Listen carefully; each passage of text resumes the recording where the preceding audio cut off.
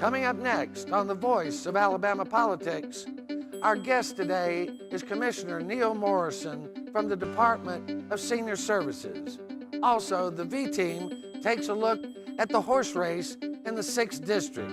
And Speaker Mike Hubbard should be called Spender of the House because his House budget has doubled that of his Democratic predecessor. Fiscal conservative? I don't think so. All this and much, much more coming up next on The V.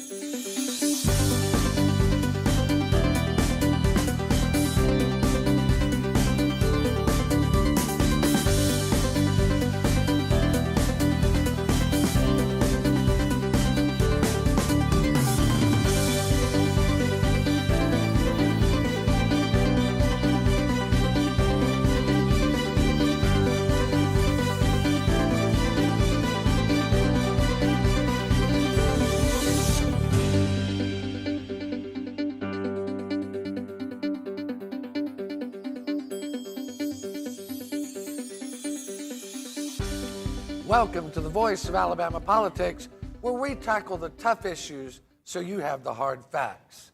I'm your host, Bill Britt, and as always, I'm joined by the V-Team. Good Sunday to all. Good morning to y'all. Lethal injection is on the headlines. Alabama is running out of the drug that we use to put people to death. Will Big Mama come back, Claire? Yellow Mama. Yellow Mama. The Yellow Mama chair. They gonna bring Yellow Mama back? Well, I don't know. I actually worked in the Attorney General's office for 2 AGs, and I actually helped pass the lethal injection bill because so many states, we were one of the few states that still had the Yellow Mama, and there were a lot of, horrific things that happened with thunderstorms and, that sort of thing. But anyway, surely they will be able to get the drug and we can do the lethal injection. Well, a lot of these foreign countries that make these drugs, they don't want to sell them to us, do they? Well, they won't sell them in the United States because we use them for lethal injection and not for medical purposes. And a lot of these drug companies believe in the drug company purpose, which is we are here to improve life and make life better, not kill people. And so they don't sell them. Georgia's actually someone over in Georgia is challenging Georgia's statute that hides the names of these drug manufacturers, and they're going to determine, they put the statute on hold over there. They're going to determine whether that's constitutional or not. I tend to think it's not, but I'm not a federal appellate judge either. Yeah, I mean, we were one of the few states that still use the Yellow Mama chair. Most everybody had lethal injection, in Florida and Georgia, and some of those ones that we patterned our legislation by when I was in the AG's office at that time. Politically, I think people don't really care how you put death row people to death. But from a personal standpoint, I think we should do it as humanely as possible. Well, and the lethal injection, because quite frankly, y'all, in the early 90s and 80s, there's reporters from the Birmingham News, they had thunderstorms and the Yellow Mama went out and somebody was charred and one really killed completely, and they thought that was very inhumane. Well, this is sort of like skinning the cat. Whichever way you do it, the cat ain't gonna think much of it. But well, we can put dogs to sleep. We can figure a way to put people to sleep. I guess. Well, it's an interesting issue, and one I think we're going to see some blowback and maybe more litigation. I'm more concerned about the victims that died versus the people on the death row. And there are crimes egregious enough that warrant the death penalty. Absolutely. Right. I'll dissent quietly. Well, I know it is a sensitive issue. I've been reading about some of the things lately and thinking about the fact that when we make a mistake, how that falls back on us. Right. How that is a sin by commission. Well, yeah, absolutely. And when you do make a mistake and you put the wrong guy to death, and it happens very rarely, to be fair to the other side. Right. It does happen very rarely, but it happens. And when it happens, I think that falls on all the people who are clamoring to beef up the death penalty, make it faster, make it more efficient. Well, 38 to the back of the head is a much more efficient and fast method, and it costs about 25 cents. Okay, and on to the next subject. The 6th District Congressional race looks like, you got 4 or 5 top-tier candidates, maybe 3 or 4 top-tier candidates. Then you got some folks that just are carpet bombing us with emails saying how great they are. New poll came out, sponsored by Chad Mathis. What's the handicap on this race? You got any idea? I really don't. It's a wide open field to me. I mean, Beeson has a natural base being the social conservative. DeMarco's a very popular state representative. Will Brook is well-financed, an old friend of mine, great guy. But this Chad Mathis is coming on strong, and I really out of fairness, don't know the other folks in the race, but Well, we'll find out if money trumps native name ID. Scott Beeson has a base, a political base. He's been elected multiple times in that district. He ran just 2 years ago in this district. People know who he is. Before the race really got underway, he had very high name ID and was listed first to second in virtually all the polls. He's not been able to raise money very effectively. Gary Palmer's raised money. Will Brooke has raised money. Paul DeMarco's raised money. Mathis has raised money. We'll find out if money can trump this native name ID going into the race. If Beeson makes the runoff, it tells you something. Well, but you know, I agree and disagree. I mean, you've got the 4 other candidates. You've got Mathis, Brooks, DeMarco. They're all, and then of course Beeson's right there, right? He's trolling under 10%, but the other ones are in double digits. So, and they're all going to have money. I think if Beeson gets in the runoff, he's going to be kind of like the Bradley Byrne. Whoever gets in there with him is going to beat him. Well, I think, and I've seen different polls, Jack. I had to talk about that. One that showed that Beeson either first or second. This new Chad Mathis poll, though, shows him down a bit. There's almost a 6-point variance in that poll. Well, it's hard to tell much, and if you're looking at the same poll I just looked at, I think the leader had 16, and like the number 4 or 5 guy had 8 or 9. I mean, you're not talking about a wide margin anyway. There's always a margin of error on all these polls, whether it's 3% or 5%. You can't tell much about a 2-point lead 5 weeks before an election, especially when the 4 people immediately behind you are only 4 or 5 One points. thing sure, if you live up 45%. there, you're going to be so sick of being polled and mailed and called. Want this thing to be over. When you've got over 40% undecided, the bottom line is these candidates have got to take their message to the voters out there, and there should be a high turnout on June the 3rd with everything else we've got on the ballot. And they have really got to get their message out in the next 3 weeks, you know, prior to the election to win these people over. Well, we've got something else we need to talk about. We got about a minute and a half here, and that's dark money. This week, Alabama political reporter reported that Dale Marsh has a new dark money PAC that is financed by his other dark money PAC. So how in the world, Jack, are we ever going to know what to believe? I mean, he's got a group called Conservatives for Alabama's Future, paid for by one of his other dark money And he's deals. the very guy that wrote the letter to the Secretary of State about another foundation that does not support his views. Right. It's, again, I love the word, it's hypocrisy. Right, 8th level of Dante's Right. Inferno. A good viewer informed us it's not the 9th level of hell, it's the 8th level of hell. 8th level, which there's no good level of hell, is there? I mean, I'll just go back to when they were elected and they came in 2010, they said it was about transparency. And unfortunately, there is no transparency out there for the people of the state of Alabama and the voters. And it's every just- law they've passed has hindered transparency every step of the way. You need a C&I dog to get through all these laws. Yes, and as I would say, that's egregious. it's egregious, it's not fair, it's not right, but it's done every day. You know, we got a quick 30 seconds here. Who do you think is going to trump in that 6th district? I don't know. I tend to agree with Jack. Scott Beeson probably will make the runoff, even if he's not able to raise money.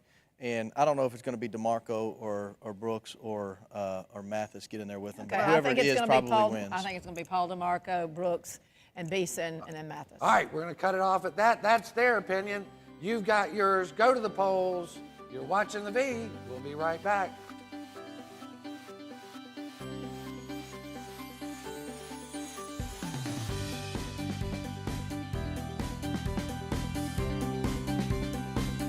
The V is sponsored by Spot On Strategies Group.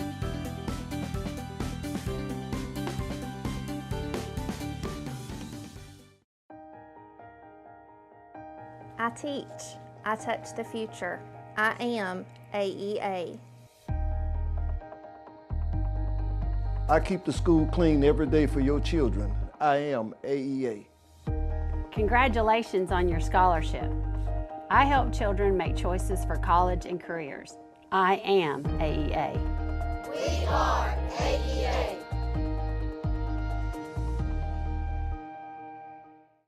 When someone steals your hard-earned money, it's a crime. Doesn't matter if it's a pickpocket or a politician. And in Alabama, the politicians are taking advantage of us every day. Corruption, pay to play, backroom deals. They're getting rich while our families suffer. Now the legislative leadership in Montgomery is blocking real ethics reform. How long are we going to let them get away with it? Call your state legislators. Tell them to clean up Montgomery. and sign the Anti-Corruption Pledge.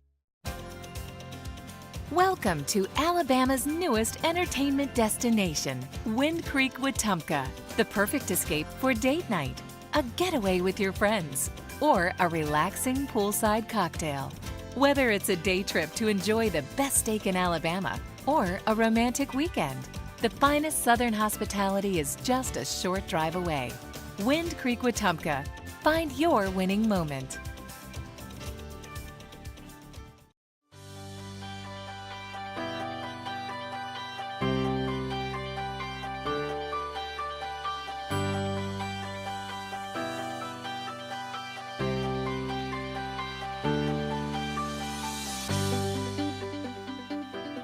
Welcome back to the Voice of Alabama Politics. We're joined today by our guest, Commissioner Neal Morrison from the Department of Senior Services. Commissioner Morrison, great to have you here this Sunday. I appreciate it, Mr. Britt. You have a very important job, and many of our viewers may not be aware of how important it is and what exactly you do. Could you share with our viewers what the Senior Services is all about? Mr. Britt, what the agency is all about is trying to enhance, improve the quality of life for the seniors of the state of Alabama. We oversee several different programs. Some of them that folks might be familiar with is our meals program, where we provide 4.2 million meals last year to seniors across the state of Alabama, either home-delivered meals or meals that provided through our senior centers. Then we have a waiver program, E&D waiver program, where we help individuals stay in their home, irregardless of their age now, which gets confusing. But we help them stay at home as long as humanly possible without having to enter into a long-term care facility, which not only is good for that individual, but also saves us as taxpayers lots of money. We also have several other programs that we deal with. We have a Medicaid fraud unit that actually help educate seniors on spotting if they feel like there's some fraud going on in their billing with Medicaid or Medicare. We basically do an outreach program that we help seniors each year determine what portion of Medicare that they should choose to participate in, which is changing a lot now with the new health care laws. So it's any program basically that affects or impacts seniors in the state of Alabama. We kind of oversee it, and I'm very blessed the governor chose me to lead this organization several years ago. We have a wonderful staff that works with 13 area agencies on aging spread throughout the state of Alabama.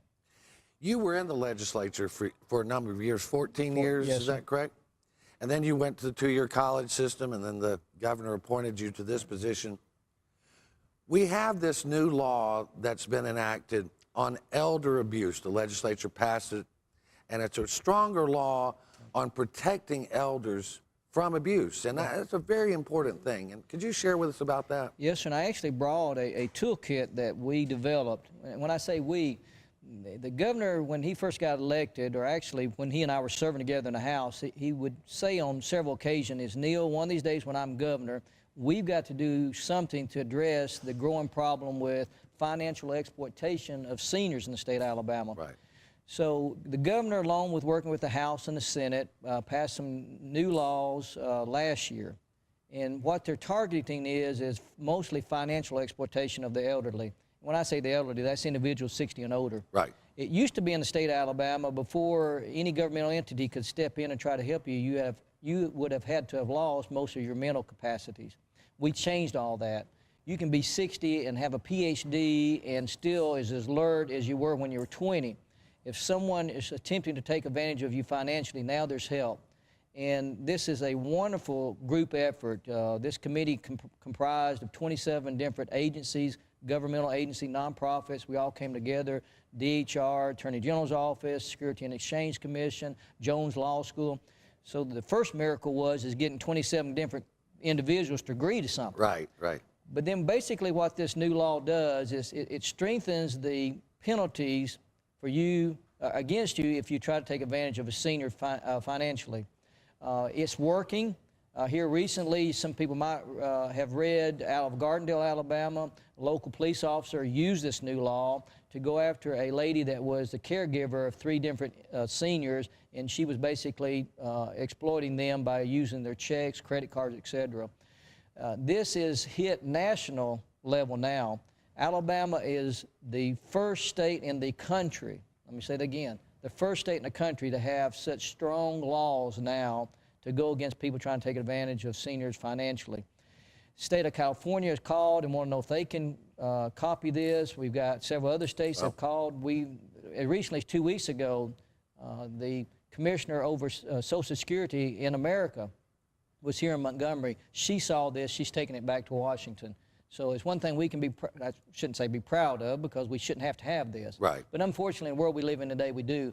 So at least our elected officials realized that and did something about it.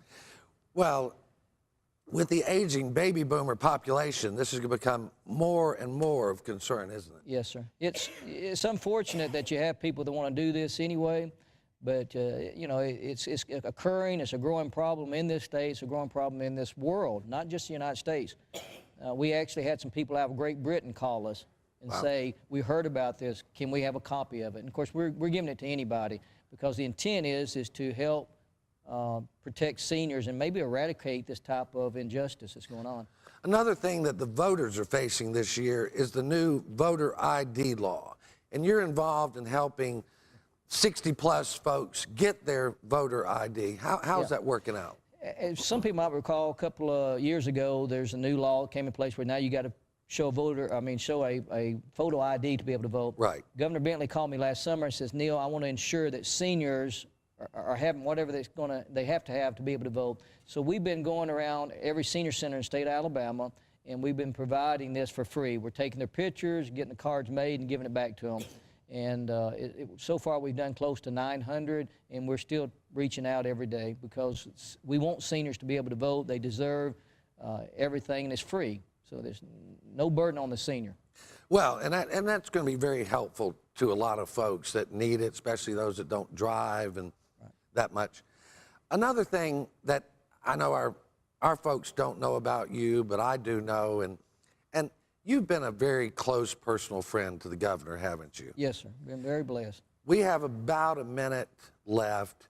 Could you share, without talking out of school, of course, about your experience working with him over the years and sort of your impression of him? You know, in life, you meet a lot of people, and they either make a positive impact on you or a negative. I'll never forget the first time I ever met Governor Bentley, which at the time we called him Doc. We were both serving in the House. In all my years, and I'll be 50 this year, being around elected officials for most of those 50 years, I've never met a more genuine individual who deeply does care. And sometimes people don't understand why he makes certain decisions, but I assure you, he thinks those through completely. And I will have to tell you, in my whole life, and I've been around politics, all of it, I've never met a more caring person about people of all races, backgrounds, economic, socioeconomic, whatever you want to say it. He is who he is. He's genuine. And he's not a politician, which sometimes is to his detriment. Well, we want to thank you for all that you do for the seniors of our state and your service to the state. And your good friend, Governor Bentley. You're watching The V. Our guest today has been Commissioner Neal Morrison. We'll be right back with the V team. Stay put.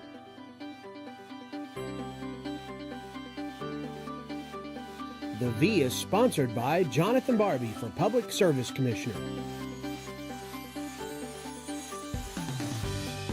And MediaWorks Communications Video Production Services for all your video production needs.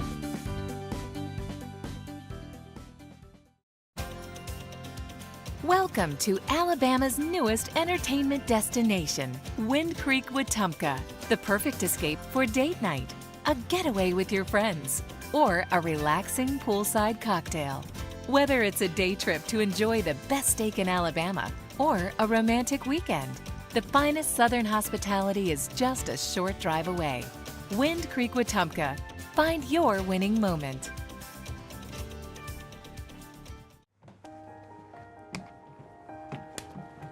I make sure to get your kids to school and home safe every day. I am AEA.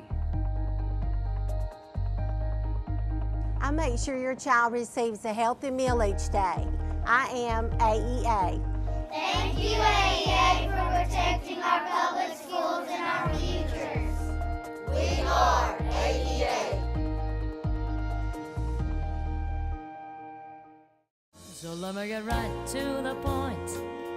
I don't pop my cork for every guy I see. Hey, big spender,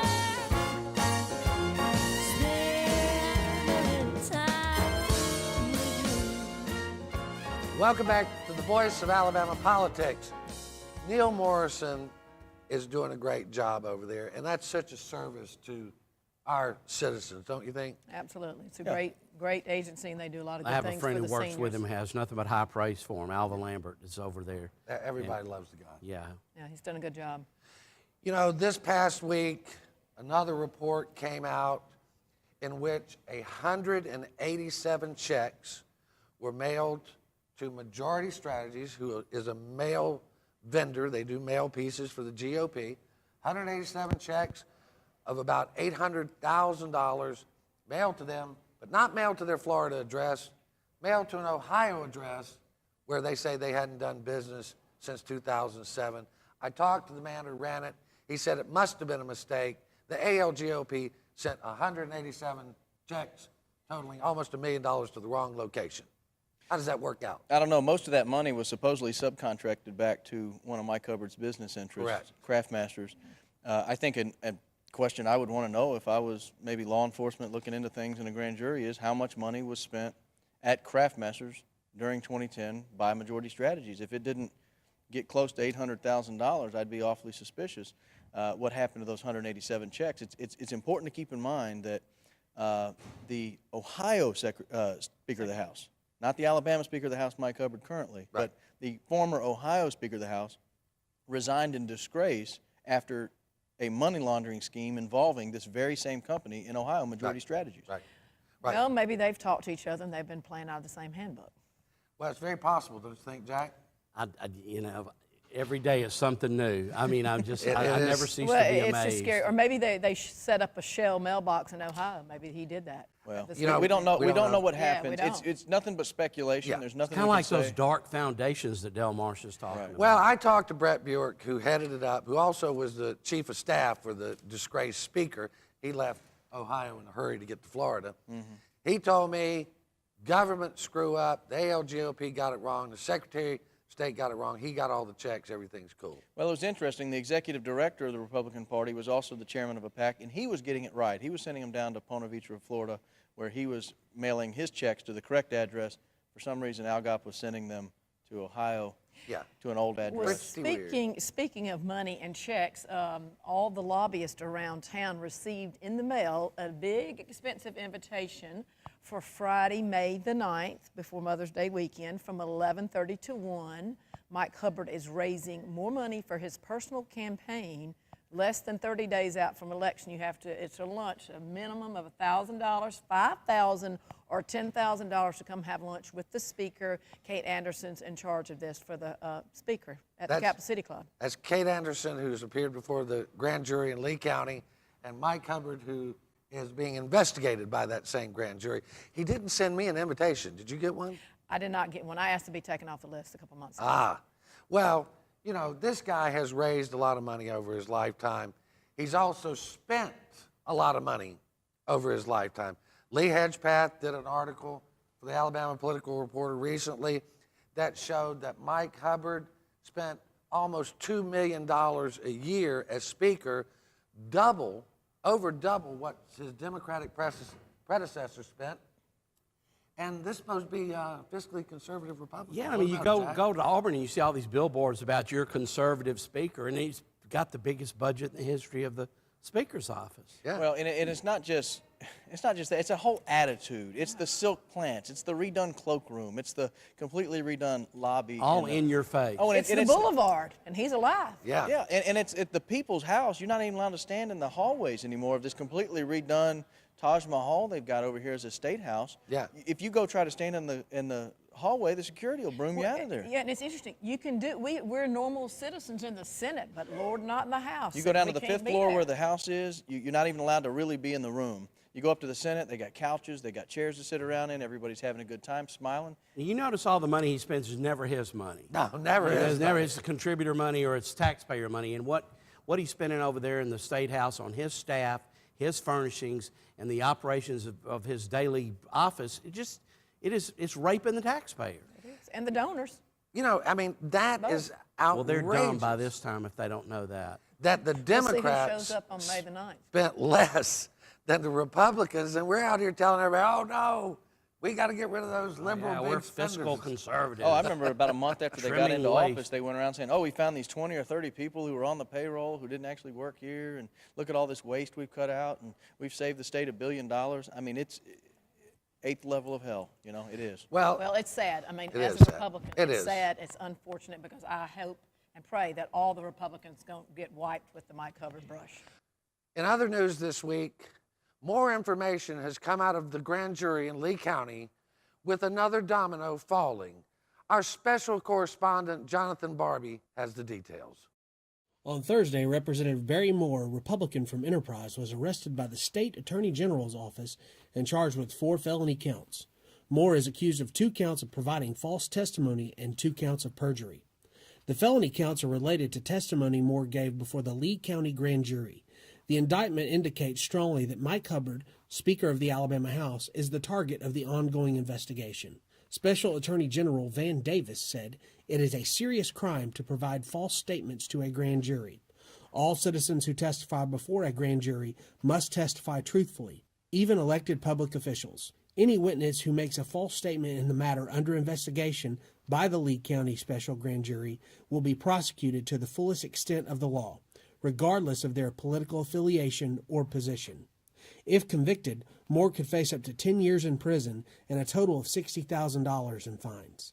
For the Alabama Political Reporter, I'm Jonathan Barbie. Thank you, Jonathan. You've been watching The Voice of Alabama Politics. You can catch us every day at alreporter.com and every Sunday on your ABC stations throughout the state. Thank you for watching. I guess he's making the best of a bad situation. Don't want to make waves, can't you see?